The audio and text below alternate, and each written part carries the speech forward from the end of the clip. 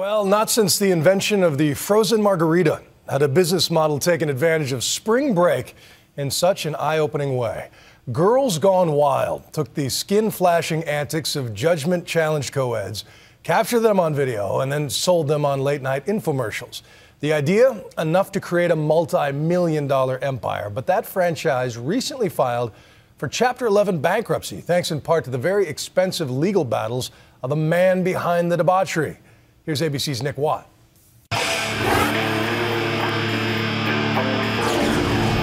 Joe Francis is what you might call a playboy, young, tan, rich. He made millions because young women in bikinis flashed his cameras. Joe Francis founded the smutty and very successful Girls Gone Wild empire, which just filed for bankruptcy in an LA courtroom. Why? Because Vegas big dog Steve Wynn, one of the 500 richest men on our planet, wants his money. Makeup.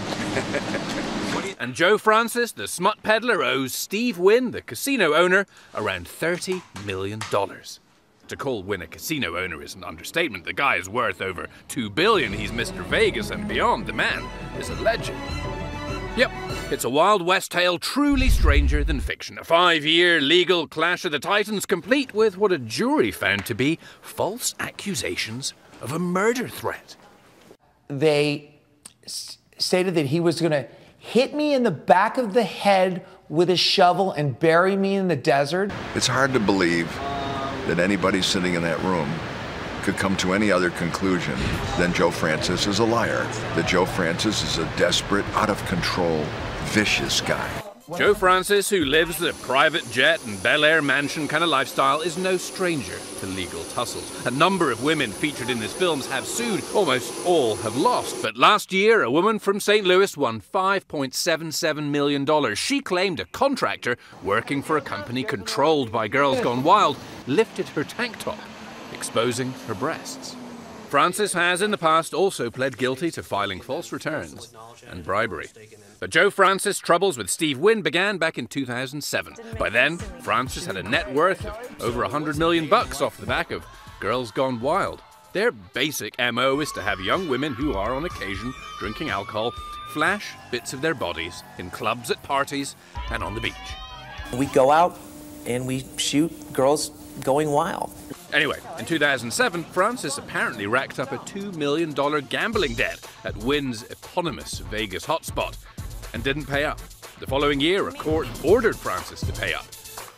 He still hasn't. Then came the war of words, and Francis's claim in 2010 that their mutual friend, music producer Quincy Jones, had told him that Steve Wynn had emailed Jones saying Wynn wanted to have Francis killed. I was afraid for my life. He made it very clear that he wanted to kill me. He accused me of murdering people, of being part of the Genovese crime family. Steve Wynn sued for defamation. Quincy Jones, the music legend who worked with Frank Sinatra, who produced Thriller. Yep, that same Quincy Jones took the stand, first describing the Wynn/Francis dynamic. A lot of drama. Understood. A lot of drama, man. I know my brother. Then came the crucial question. Did you ever hear Steve Wynn threaten to kill Joe Francis? No, absolutely not. And Jones testifies he never saw any such an email. For Joe Francis, game over. The jury finds Francis slandered Wynn, and Wynn eventually is awarded $19 million in damages. Francis is appealing. But Joe Francis is a survivor. He once spent 339 days in jail on 70 or so charges relating to a Girls Gone Wild mission to Panama City, Florida. They didn't want him in town. Here comes a company that is going to put on a show and basically turn our community into a theater for some soft porn movie.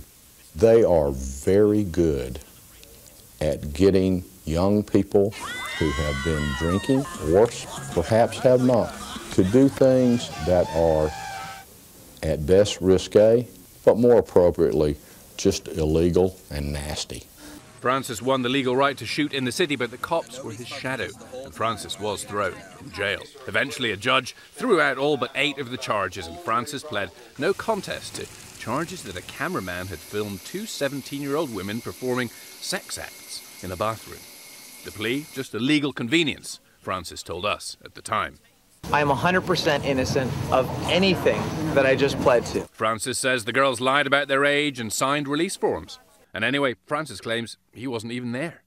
Back then, in 2008, Francis told Nightline he doesn't have a problem obeying the law. Here's how he sees it. I have a problem with being an easy target. I have a problem with being a likable person that lawyers think, God, I'll get this guy in front of a jury and people will be jealous of him. Francis hasn't declared personal bankruptcy. Oh, and Girls Gone Wild is still in existence. Their website's still there, and Steve Wynn's representatives say the corporate bankruptcy twist makes no difference to them. They're still chasing their money against Francis personally. Our Wild West saga goes on. I'm Nick Watt for Nightline in Los Angeles.